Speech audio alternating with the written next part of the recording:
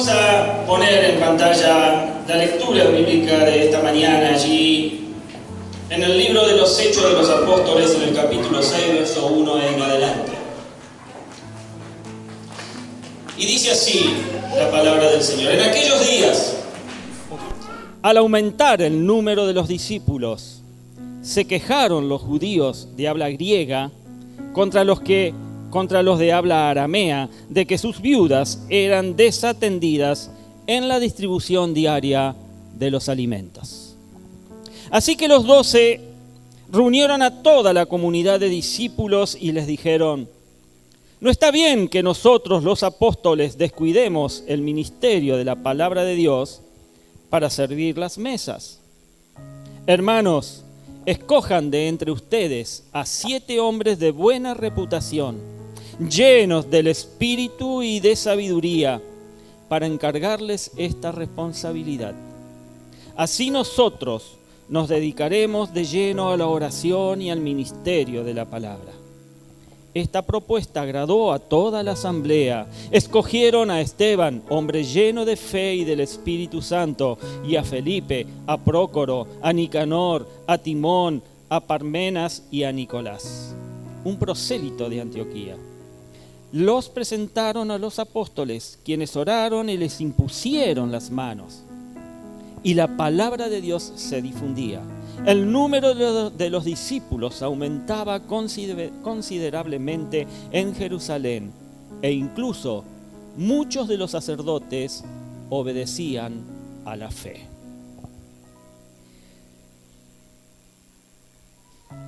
Hoy quiero que te vayas con una pregunta. ¿Qué es lo que produce grietas en la pared? ¿Qué es lo que produce grietas en la pared? El peligro de la murmuración, porque, ¿sabes, mi hermano? Toda murmuración forma grietas en las relaciones personales. El libro de los Hechos fue escrito por Lucas, quien también escribió el relato que acabamos de leer, el relato, el libro de los Hechos fue escrito por Lucas, el relato que acabamos de leer, pero también escribió el relato del Evangelio que lleva su nombre, el Evangelio según San Lucas.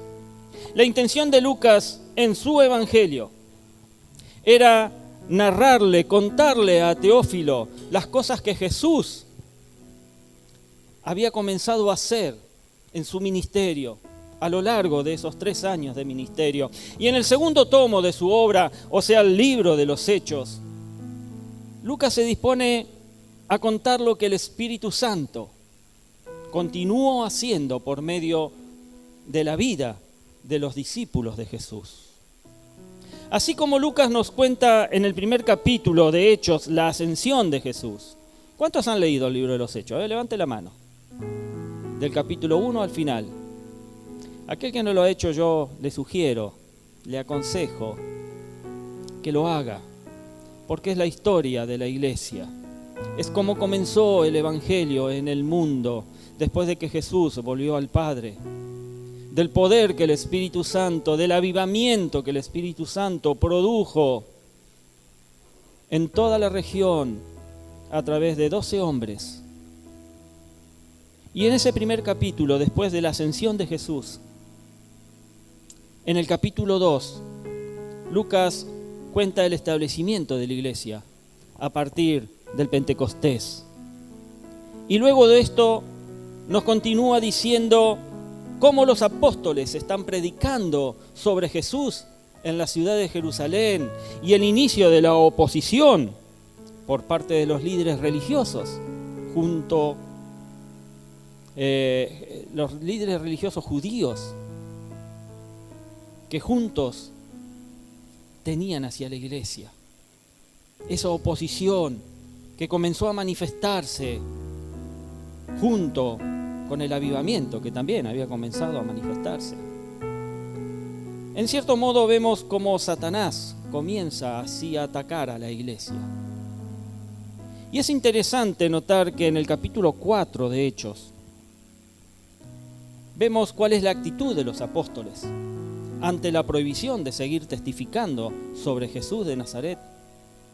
Aunque fueron encarcelados, fueron amenazados, castigados, Pedro y Juan dijeron allí en el versículo 19, ¿es justo delante de Dios obedecerlos a ustedes en vez de obedecerlo a Él?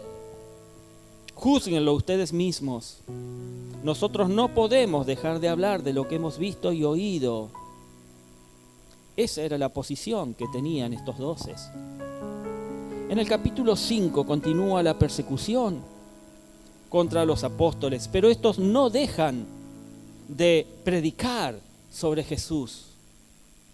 Satanás entonces quiere detener el avance de la iglesia a toda costa. Y lo hará usando dos estrategias. Primero los ataques externos y luego los ataques internos, desde dentro de la misma iglesia. Como Satanás ve que sus ataques externos no funcionan, en este caso era la persecución, Satanás entonces inicia una nueva estrategia para detener el avance de la iglesia e introduce la mentira y el engaño por medio de Ananías y Zafira. Todos conocen qué pasó con Ananías y Zafira, ¿verdad? Ellos vendieron una propiedad y no entregaron el total del monto y mintieron delante del Señor. Y el Espíritu de Dios los mató allí en ese momento.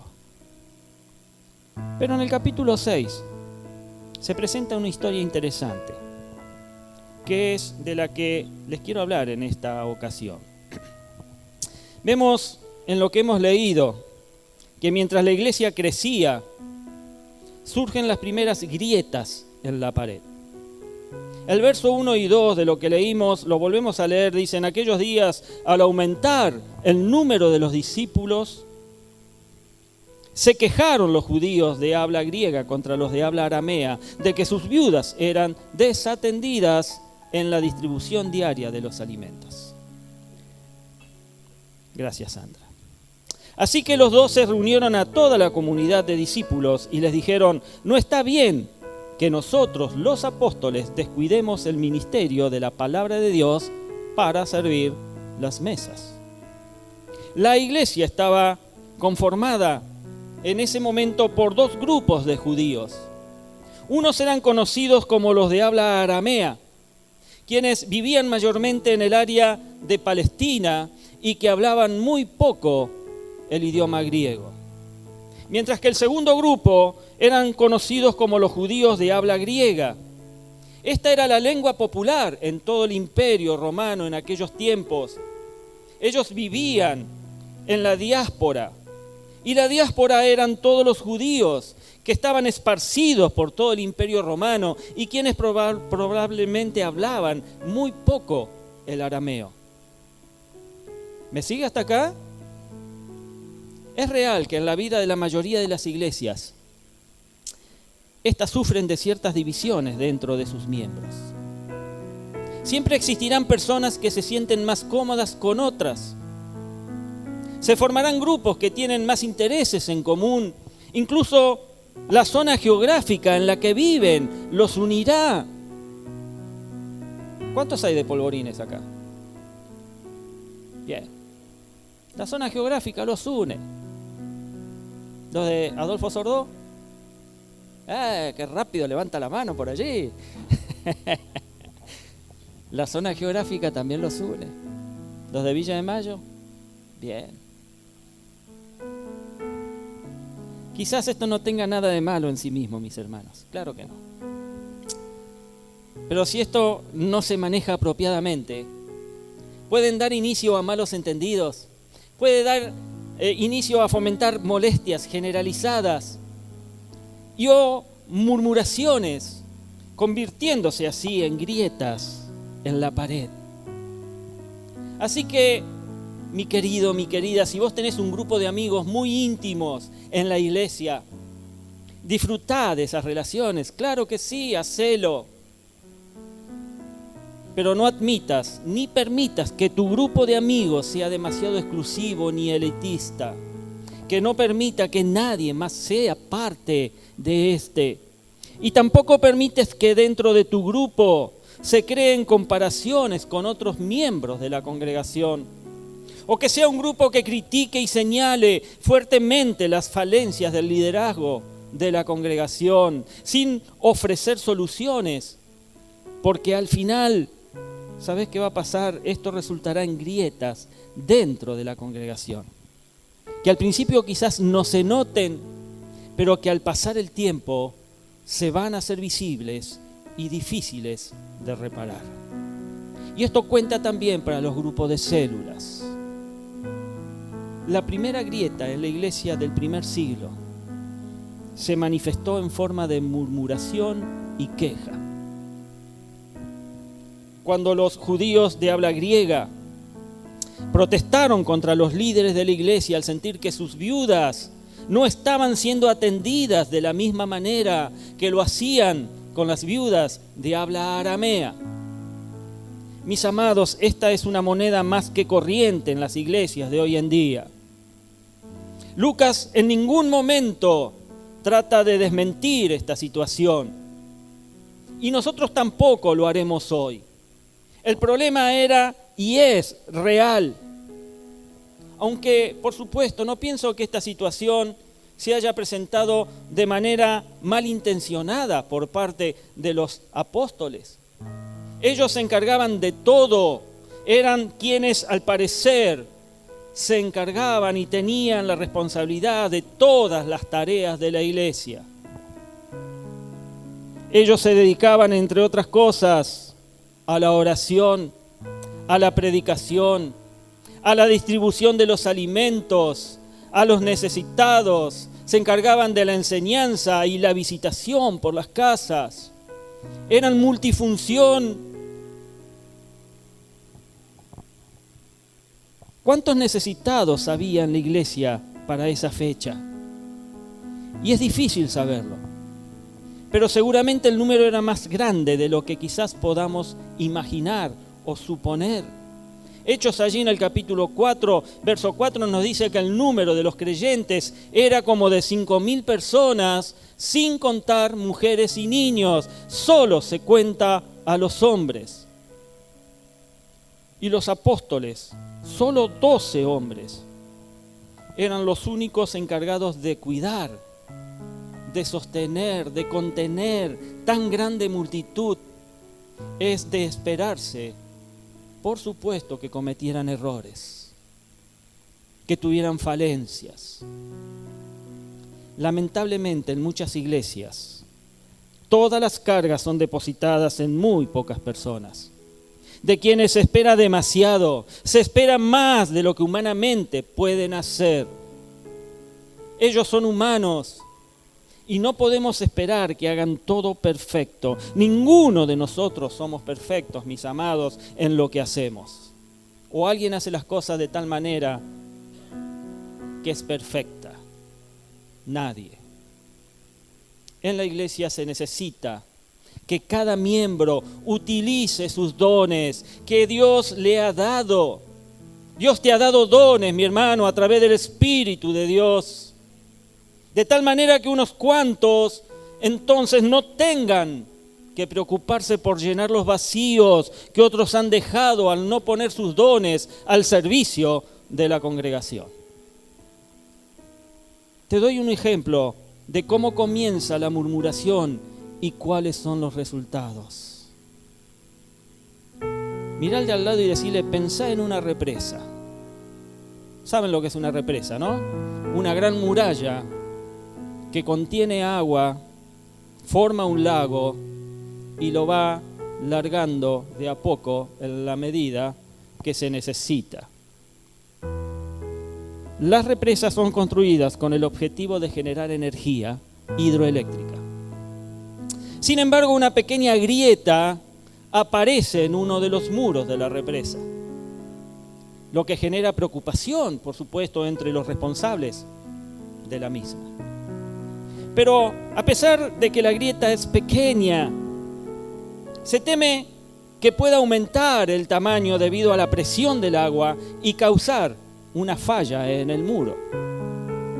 Sin embargo, las autoridades responsables de la represa Consideran que no hay motivo de preocupación y deciden no vaciar el agua de la represa, o sea, deciden no hacer nada.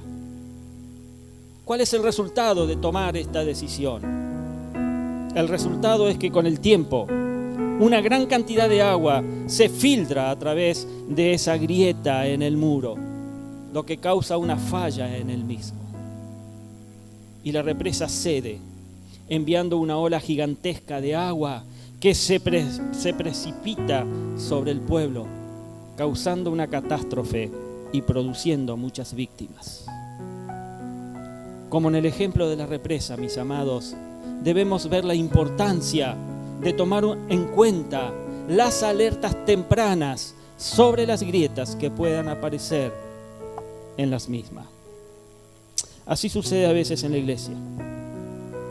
Se percibe la grieta, pero como esta es pequeña, muchas veces no se toman tempranamente las medidas para evitar males mayores. Las grietas tienen que ser reparadas desde la raíz, como lo hicieron los apóstoles. Allí en los versos 3 al 6 dice: hermanos, escojan de entre ustedes a 7 hombres de buena reputación, llenos del espíritu y de sabiduría, para encargarles esta responsabilidad. Así nosotros nos dedicaremos de lleno a la oración y al ministerio de la palabra. Esta propuesta agradó a toda la asamblea. Escogieron a Esteban, hombre lleno de fe y del Espíritu Santo, y a Felipe, a Prócoro, a Nicanor, a Timón, a Parmenas y a Nicolás, un prosélito de Antioquía. Los presentaron a los apóstoles, quienes oraron y que dice, les impusieron las manos. Los apóstoles reconocieron que había un problema y tomaron inmediatamente una decisión. Aceptaron que eran incapaces de seguir haciendo todas las cosas a la vez y buscaron la solución, buscaron solucionarlo. Los problemas, mis hermanos, no desaparecen ignorándolos. Tampoco desaparecen sin solución. No se solucionan solos. Un problema que no es atendido a tiempo genera graves complicaciones en el futuro. Así que tanto en la iglesia, en la familia, la oficina o la fábrica, yo con los compañeros de estudio, es necesario aceptar los problemas y trabajar para solucionarlos. Sigamos el ejemplo de los apóstoles en la búsqueda de una solución para este inconveniente.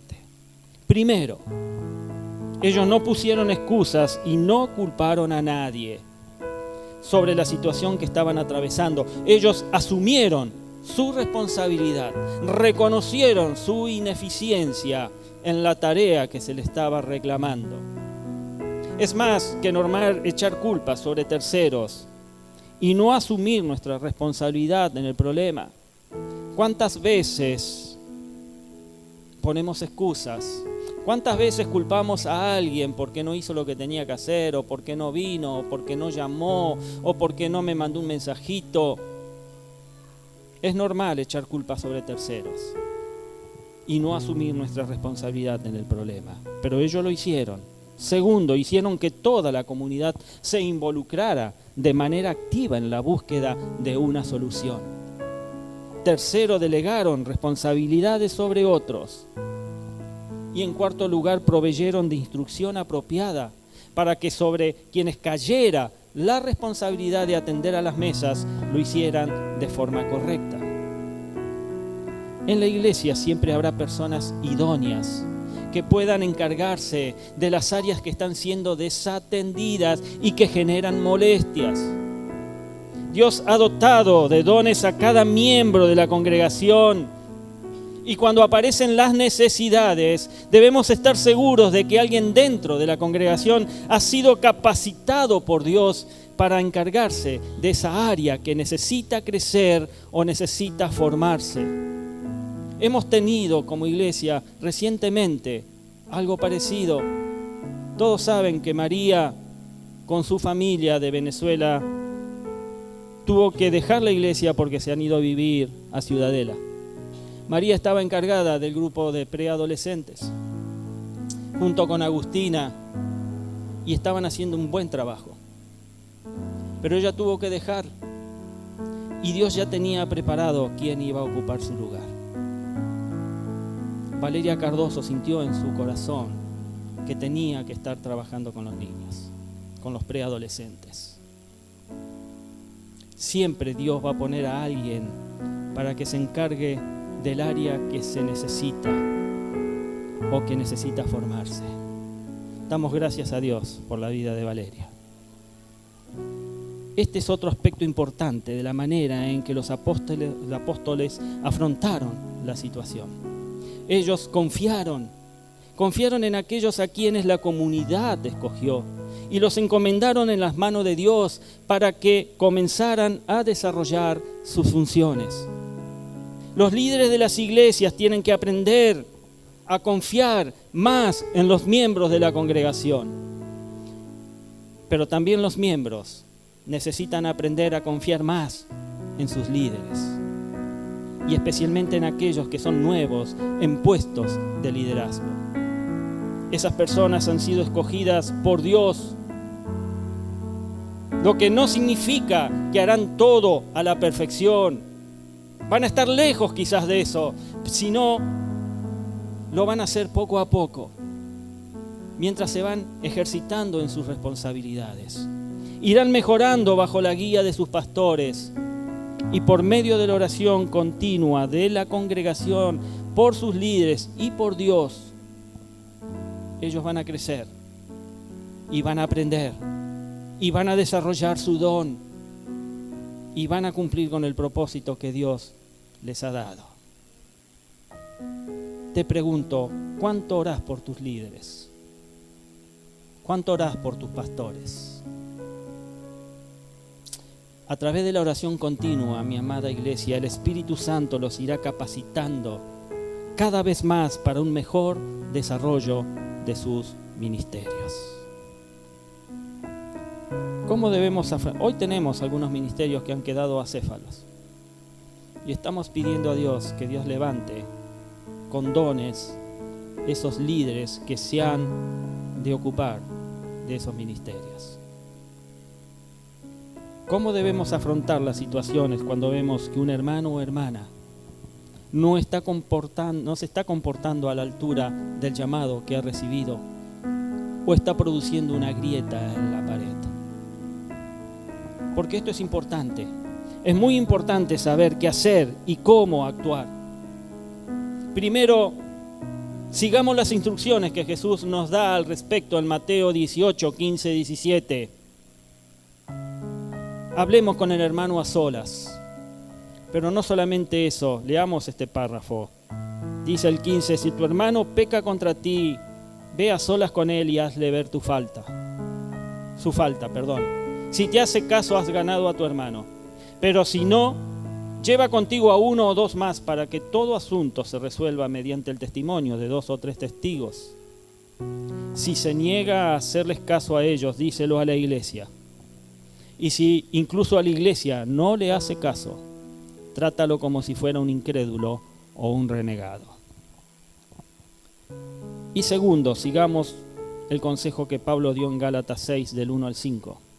Hablemos con el hermano, con la intención de restaurarlo, no de criticarlo, no de señalarlo ni condenarlo. Leamos esto también. Hermanos, dice Pablo, si alguien es sorprendido en pecado, ustedes que son espirituales deben restaurarlo con una actitud humilde. Pero cuídese cada uno porque también puede ser tentado. Ayúdense unos a otros a llevar sus cargas y así cumplirán la ley de Cristo. Si alguien cree ser algo, cuando en realidad no es nada, se engaña a sí mismo. Cada cual examine su propia conducta y si tiene algo de qué presumir, que no se compare con nadie, que cada uno cargue con su propia responsabilidad y sobre todo teniendo conciencia que nosotros también somos seres humanos sujetos a pasiones y por ende no estamos exentos de cometer errores. Estos son los métodos que se deben practicar para detener la grieta en la pared y repararla. ¿Cómo frenar la murmuración? Les doy un ejemplo que ilustra los beneficios que tiene frenar la murmuración. Imagina un equipo de trabajo en una empresa. Este equipo está compuesto por un grupo de personas con talento y con compromiso. Pero a menudo se quejan entre ellos acerca de sus superiores. Se quejan a través de las tareas que tienen que realizar y de sus compañeros de trabajo.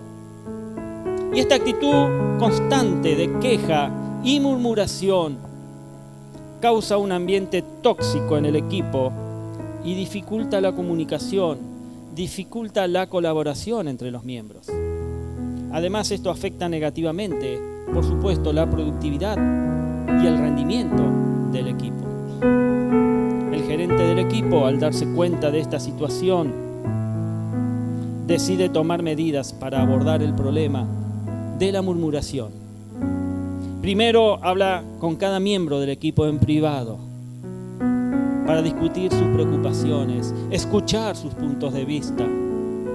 Luego organiza una reunión con todo el equipo para hablar abiertamente sobre el problema de la murmuración y cómo ésta afecta negativamente al equipo y a la empresa. Finalmente, el gerente insta a los miembros del equipo a centrarse en las soluciones y a comunicar sus preocupaciones. De esta manera y de una manera constructiva, de una manera directa, en lugar de murmurar entre ellos. También se establecen medidas para mejorar la comunicación y la colaboración entre los miembros del equipo. Con el tiempo, el equipo comienza a trabajar de manera diferente, de manera más eficiente, efectiva, y la moral y el rendimiento mejoran significativamente. La murmuración se había convertido en un comportamiento menos frecuente y el equipo había logrado alcanzar sus objetivos y superarlos. En la iglesia del primer siglo sucedió algo similar. Hoy sucede algo similar. Después que los apóstoles y toda la comunidad solucionaron la grieta con la que se estaban enfrentando, pudieron ver los beneficios, esos beneficios positivos que esto traía sobre la congregación. El verso 7 menciona que la palabra de Dios se difundía y el número de los discípulos aumentaba considerablemente en Jerusalén. E incluso muchos de los sacerdotes obedecían a la fe. Vemos que el resultado de tomar prontamente, mi amado, las riendas del problema hizo que la palabra se siguiera difundiendo y el número de los discípulos aumentaba considerablemente. Y muy probablemente las viudas de habla griega y aramea, que habían ocasionado quizás ese principio de grieta, estaban siendo atendidas ahora apropiadamente y la iglesia se fortaleció después de la crisis. Pase a adoración, por favor, vaya tomando su lugar. A modo de conclusión, Satanás va a atacar a la iglesia, tener plena seguridad en todos los frentes posibles. Pero los ataques más peligrosos no son los que vienen desde afuera. Los ataques más peligrosos son los que vienen desde el interior de la misma iglesia. Y que se disfrazan muchas veces de santas opiniones con relación a lo que se debería y no se debería hacer en la iglesia. Usted que tiene muchos años de creyente, sabe que esto ha pasado. Y tenemos que tratar de evitar de que siga pasando.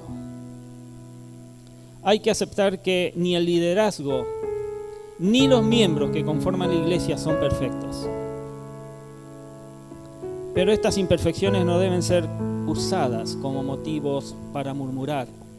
Al contrario, deben ser convertidas en oportunidades de crecimiento para todos los involucrados y especialmente convertirlas en motivo para dejar que el poder de Dios sea glorificado sobre la iglesia. Hoy quiero, mi hermano, mi hermana, invitarte a que tomes 2 decisiones importantes respecto a la murmuración. La primera decisión importante: decidí no ser vos quien dé inicio a la murmuración. Vos tenés que decidir no hacerlo. Si descubrís que algo no se está realizando apropiadamente en la congregación, pues no murmures. Habla con algún líder de la iglesia y ofrece soluciones prácticas que ayuden a mejorar la situación, y encárgate vos de hacer lo que otros no están haciendo. Porque es fácil la murmuración, mi hermano. Pero si esta no viene realmente con la solución detrás, simplemente lo que causa es daño. Y la segunda decisión: convertite en una barrera, en un muro que detenga el avance de la murmuración dentro de la congregación. Cuando alguien llegue a vos con rumores y murmuraciones, ayuda a esta persona a tomar la mejor decisión, guíala a que se convierta en la persona que aporta para encontrar soluciones a los problemas. Y así esa persona pueda dejar de estar en el grupo que se encarga únicamente de señalar, de criticar o de murmurar. ¿En qué grupo estás vos? ¿Qué grupo estás vos? ¿Estás en el grupo que solo se encarga de señalar? ¿O sos aquel que repara las grietas en la pared? Que anda con la espátula y el enduido, meta a tapar grietas. Sabes, en toda iglesia hay grietas, pero depende de todos que éstas no rompan la pared y los escombros lleguen a ser de tropiezo para los menos crecidos.